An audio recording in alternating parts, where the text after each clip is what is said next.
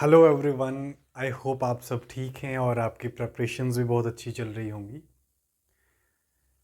आज की क्लास में हम जॉन वेबस्टर को डील करेंगे। हालांकि जॉन वेबस्टर का क्वेश्चन काफ़ी देर से एग्ज़ाम में ट्रेंडिंग नहीं है, बट पहले जॉन वेबस्टर का क्वेश्चन बहुत ही फ्रीक्वेंट आस्क्ड होता था। So today we are going to deal with John Webster with special reference to two of his major plays. First is The Devil's Lockis and second is The Duchess of Malfi. Very very important. All right, so let me directly come to the point. John Webster की बात हम आज करेंगे और as far as the lifespan of John Webster is concerned, he was born in the year 1578 and he died in the year 1632. All right, ज़्यादा important नहीं रहेगा। हालांकि जॉन वेबस्टर को मैं माइनर राइटर्स की कैटेगरी में नहीं रखता हूँ। He is a major writer and he has immensely contributed for Elizabethan theatres and he later on contributed for the flourishment of revenge tragedy. All right, he's a revenge tragedy writer, and as far as the background of revenge tragedy is concerned, it goes to Seneca. Seneca was a classical Greek tragedy writer, and later on revenge tragedy का जो concept था that was revived by Thomas Kyd when he comes up with a revenge tragedy titles the Spanish tragedy, और it's subtitled as the Hieronimo mad once again और Hieronimo mad again. All right, Spanish tragedy का subtitle है जो Kyd ने लिखी है। तो John Webster भी स्पेनिश ट्रेजेडी के साथ ही एसोसिएटेड है and he was more particularly a writer of Jacobean era. All right, he belongs to Jacobean Ira.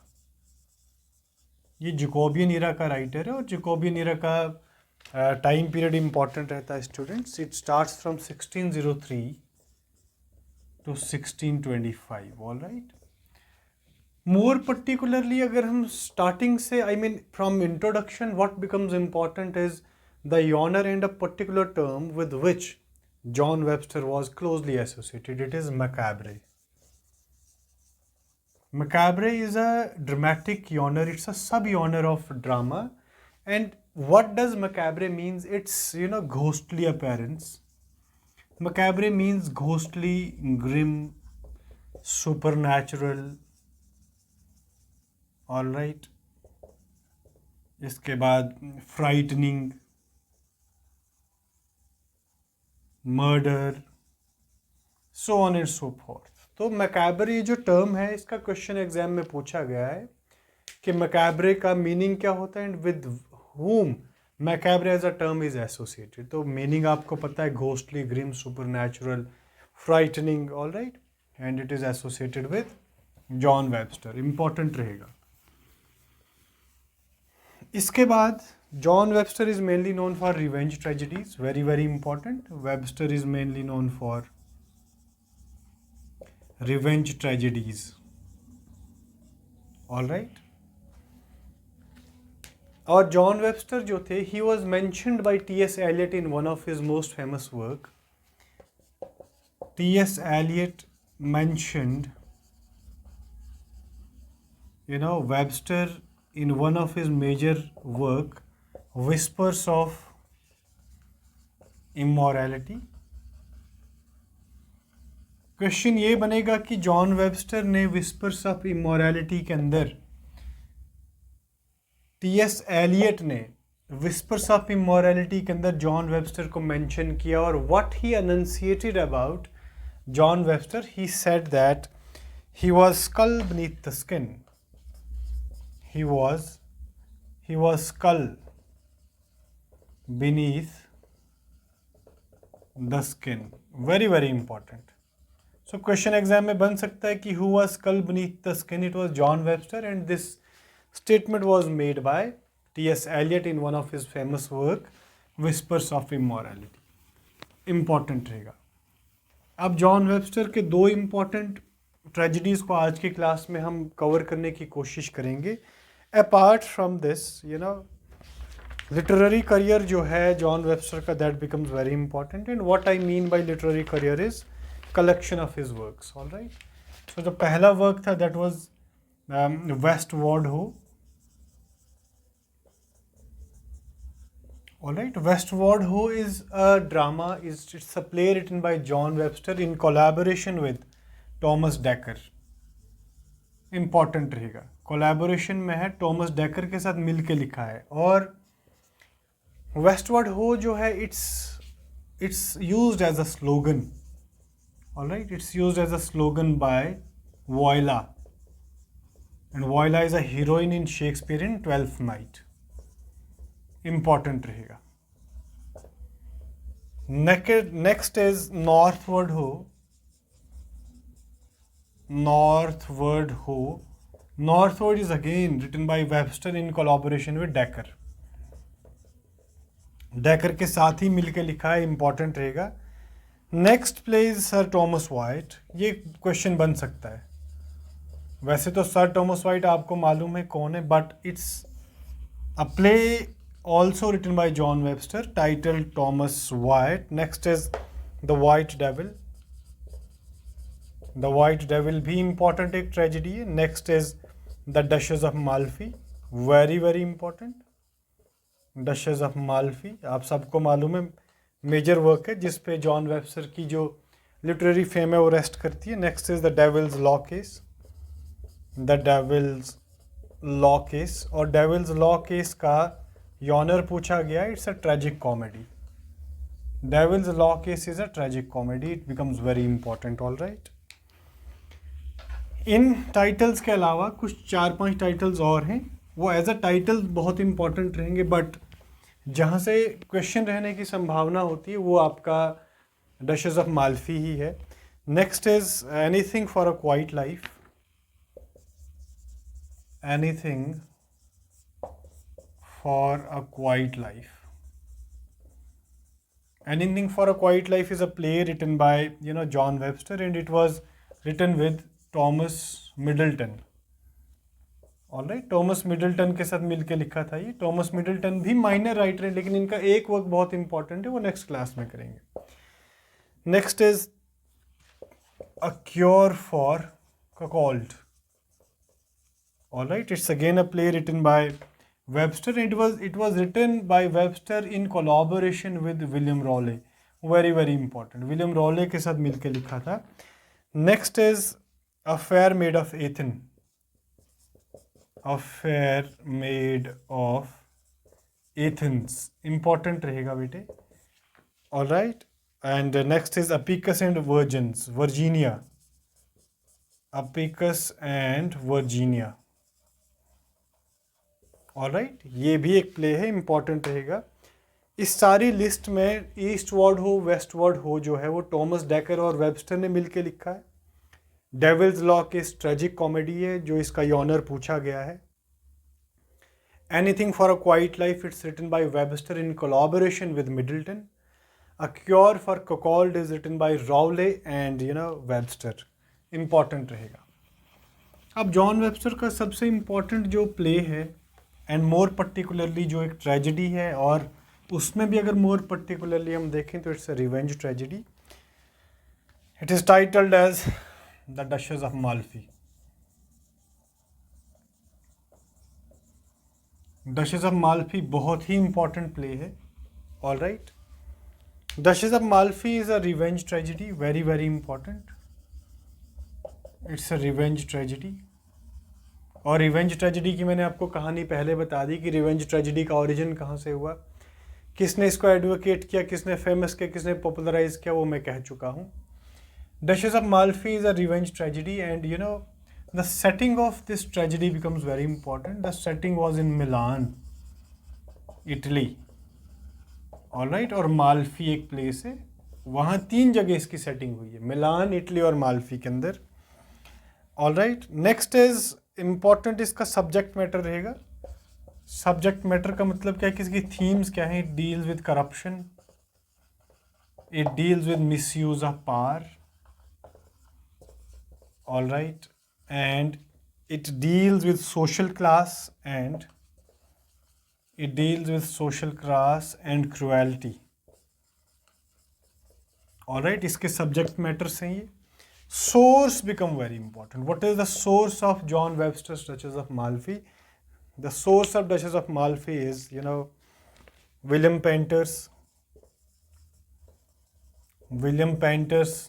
Painter ने एक वर्क लिखा है, William painters the palace of pleasure. Alright, the palace of pleasure is the source of Duchess of Malfi. बहुत ही important point है, ध्यान में रखना है इसको। अब डचेस ऑफ माल्फी के डिटेल्ड प्लॉट को डील करने से पहले, as we all know, Duchess of Malfi is a revenge tragedy and revenge का एलिमेंट इसमें प्रेवलेंट है। Duchess of Malfi it's based on a love affair between Duchess of Malfi and her lover Antonio. When she was instructed by her brothers Ferdinand and Cardinal that you are not supposed to marry beneath your class and social status to save the inheritance, all right. लेकिन Duchess of Malfi मानती नहीं है, she got married beneath her social cost और उसके brothers Antonio पे revenge सीख करने की कोशिश करते हैं, all right. And this whole tragedy becomes it turns into a nightmarish incident at the 11th hour at the climax of the play, all right. तो play start होता है माल्फी के अंदर, it starts in Malfi and Malfi is in Italy as you all know, all right. Duchess of Malfi जो है, she is recently widowed, है ना, वो विडो है और उसे ना प्यार हो जाता है एक कैरेक्टर के साथ जिसका नाम एंटोनियो होता है। और Antonio is a man who is beneath the class of Duchess of Malfi. Duchess of Malfi के सोशल स्टेटस से काफ़ी नीचे का इंसान है वो। और इसके ब्रदर्स कार्डिनल हैं और फर्डिनेंड हैं।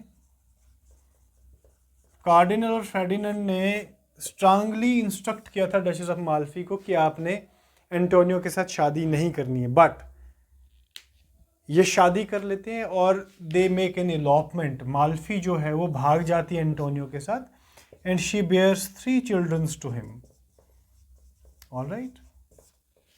आगे क्या होता है कि कार्डिनल और फर्डिनेंड जो है वो एक स्पाई को हायर करते हैं, जिस स्पाई का नाम क्या है, बसोला है। Bosola becomes very important. Bosola is villain of the Duchess of Malfi. Bosola को फर्डिनेंड एंड कार्डिनल हायर करते हैं एज अ स्पाई, है ना, कि आपने जो है वो डचेस ऑफ माल्फी पे नज़र रखनी है, ऑल राइट। आगे क्या होता है,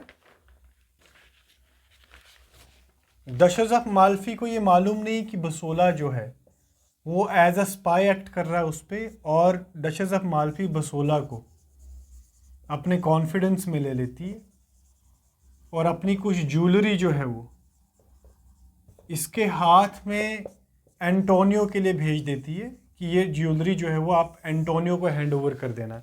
और एंटोनियो जो है वो कहाँ पे छुपा हुआ, एक प्लेस का नाम है Ancona. He is hiding himself in a place Ancona. किसके डर से, फर्डिनेंड और कार्डिनल के डर से, ऑलराइट। तो वहाँ पे ये ज्वेलरी को डिलीवर कर देता है बसोला, और ये मैसेज भी डचेस ऑफ माल्फी की तरफ से उसे डिलीवर कर देता है एंटोनियो के कि डचेस ऑफ माल्फी ने ये कहा है कि I will join you later on as a pilgrim, alright, to nearby place. जहाँ पे आप छुपे हो वहाँ पे एज अ पिलग्रिम ये उसे ज्वाइन करेगी बाद में, ऑलराइट। अब कार्डिनल यहाँ पे एंटर करते हैं और कार्डिनल को पता है कि डचेस ऑफ माल्फी और एंटोनियो जो हैं वो भाग चुके हैं, और कार्डिनल जो हैं वो डचेस ऑफ माल्फी और एंटोनियो के पीछे अपनी फ़ौज को लगा देते हैं, ऑलराइट। एंटोनियो जो है वो एनाकोना से भी भाग जाता है अपने एल्डेस्ट सन के साथ। अपने एल्डेस्ट सन को लेके वो वहाँ से भी शिफ्ट कर जाता है, और उनके साथ उसकी एक duchess is left with her 2 children and a made, alright. और डचेस ऑफ माल्फी और चिल्ड्रन और मेड का मर्डर कर देते हैं कौन, बसोला के जो एग्जीक्यूशनर्स होते हैं, ऑलराइट। और it's a very horrible and dreadful incident in the play जब इनका मर्डर होता है। अब क्या होता है कि this experience led Bosola against the 2 brothers. जब डचेस ऑफ माल्फी और इसके 2 इनोसेंट चिल्ड्रंस का मर्डर होता है, तो बसोला जो है वो फर्डिनेंड और कार्डिनल के अगेंस्ट हो जाता है और वो एवेंज करना चाहता है इस सारी ट्रेजेडी को, ऑलराइट। अब बसोला जो है, earlier he was a spy on duchess of Malfi, लेकिन अब वो डचेस ऑफ माल्फी की तरफ से एवेंज करना चाहता है कार्डिनल और फर्डिनेंड को, ऑल राइट। और वो इस अपने मिशन में शुरू हो जाता है। कार्डिनल जो है वो कन्फेस करते हैं, कार्डिनल कन्फेसेस कि हमने डचेस ऑफ कार्डिनल जो है वो अपनी वाइफ के साथ कन्फेस करता है कि हमने डचेस ऑफ माल्फी को किल किया है। और कन्फेस करने के बाद डचेस ऑफ माल्फी जो है वो कार्डिनल जो है अपनी वाइफ जूलिया को भी मार देते हैं। कैसे? By instructing her to kiss on a poisoned Bible पे किस करने के लिए मजबूर करता है और जूलिया जो है वो इस तरीके से मर जाती है, ऑलराइट। अब बसोला जो है प्लान करता है बसोला कि कार्डिनल को किल किया जाए, और कार्डिनल को किल करना कहाँ चाहता है? एक डार्क रूम में, when he was praying, alright. तो जब कार्डिनल उस अंधेरे में बसोला कार्डिनल को स्टैब करने की कोशिश करते हैं, तो इंस्टेड ऑफ स्टैबिंग कार्डिनल वो एंटोनियो को स्टैब कर जाता है, ऑलराइट। और इसमें एंटोनियो की भी डेथ हो जाती है। देन बसोला जो है वो कार्डिनल को स्टैब करता है और कार्डिनल की भी डेथ हो जाती है। और एक दूसरी लड़ाई होती है जिसमें फर्डिनेंड और बसोला जो है वो फाइट करते हैं और दोनों एक दूसरे को स्टैब करने के बाद दोनों की डेथ हो जाती है। और लास्ट पे जो एंटोनियो का एल्डर सन है, he hires the whole inheritance of Duchess of Malfi, वो सारी इनहेरिटेंस उसके एल्डर सन को जाती है। इस प्ले के अंदर कुछ इंपॉर्टेंट कोट्स हैं। एक कोट जो है वो बसोला ने डिलीवर करा है, और वो कोट क्या है, इंपॉर्टेंट रहेगा। He and his brothers are like plum trees. He and his brothers are like plum trees, all right, that grow crooked,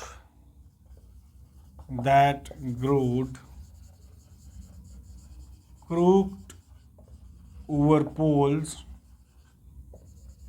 continue करते हैं, इंपॉर्टेंट रहेगा ये। नेक्स्ट डायलॉग जो है that is on the part of Duchess. I am Duchess of Malfi. All right, I am Duchess of Malfi still. ये Malfi का dialogue है, I mean Duchess का डायलॉग है। Cover her face, mine eyes dazzle, she dies young. All right, ये Ferdinand का dialogue है। ये Ferdinand deliver करते हैं, ऑल राइट। और इस प्ले के अंदर ना एक फ्रूट को मेंशन किया which was used to confirm the pregnancy of Duchess. That fruit is apricot. Important रहेगा, मे बी पूछा जा सकता है। नेक्स्ट जो है दैट इज पुल स्ट्रॉन्ग, ये भी डचेस का डायलॉग है। And Lysanthropia is a disorder mentioned in Duchess of Malfi. Lysanthropia. और लाइसेंथ्रोपिया का शिकार कौन थे? फर्डिनेंड थे। लाइसेंथ्रोपिया एक साइकोलॉजिकल डिसऑर्डर है जिसमें एक इंसान प्रिटेंड करता है कि I am turning into Wolves, alright.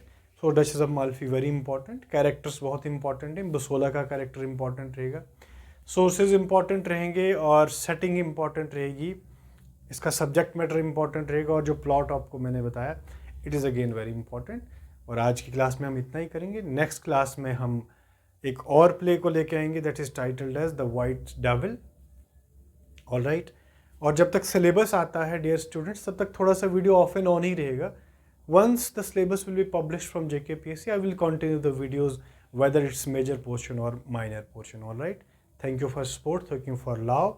Take care. Bye bye. See you in next session.